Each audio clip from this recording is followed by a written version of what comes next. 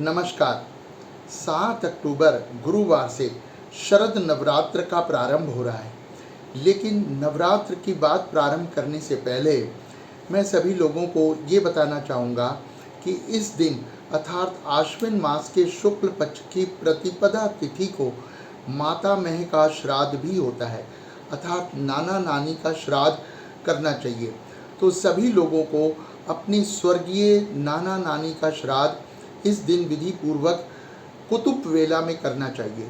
कुतुब वेला दिन के अष्टम मुहूर्त को कहते हैं, जो दिल्ली से एनसीआर के सूर्योदय सूर्यास्त की गणना से दोपहर में 11:15 से 12:30 के बीच में कुतुब वेला का समय होगा।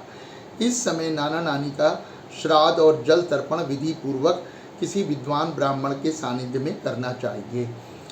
अब नवरात्र की बात करते हैं तो सभी लोगों को पता है कि नवरात्रों में दुर्गा माता की श्रद्धा पूर्वक पूजा 9 दिन तक होती है। लेकिन इस बार नवरात्र 8 दिनों के हैं।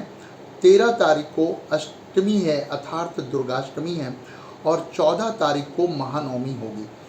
नवरात्रों के बारे में वैसे तो सभी लोगों को काफ़ी कुछ पता है, लेकिन मैं 2 बात बताना चाहूँगा कि एक तो इन 9 दिनों तक अर्थात महानवमी तक प्रतिदिन कंजकों की पूजा करनी चाहिए, अर्थात 8 वर्ष से कम आयु की छोटी कन्याओं की पूजा विधि पूर्वक करनी चाहिए और उनको भोजन, वस्त्र, धन, मिष्ठान आदि अवश्य देना चाहिए।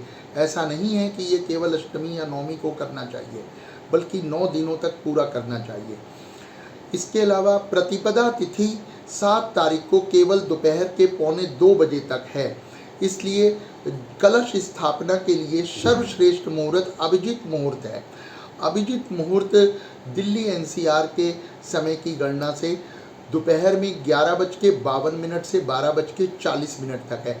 इस बीच में कलश स्थापना करनी चाहिए और गेहूं और जौ के बीजों का आरोपण करना चाहिए।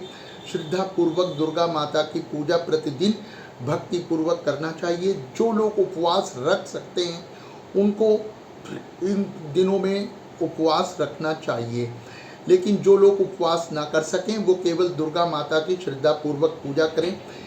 दुर्गा पूजा का मुख्य लक्ष्य हमारे आत्मा का विकास करना है, यानी कि अपने अंदर की सभी बुराइयों को दूर करके काम, क्रोध, लोभ, मोह इन सभी बुराइयों का, अवगुणों का त्याग करके अपने अंदर के आत्मबल को बढ़ाना है, मन से दूषित विकारों को दूर करना है और अपने आप को सभी प्रकार से सद्गुण बनने का प्रयास करना है।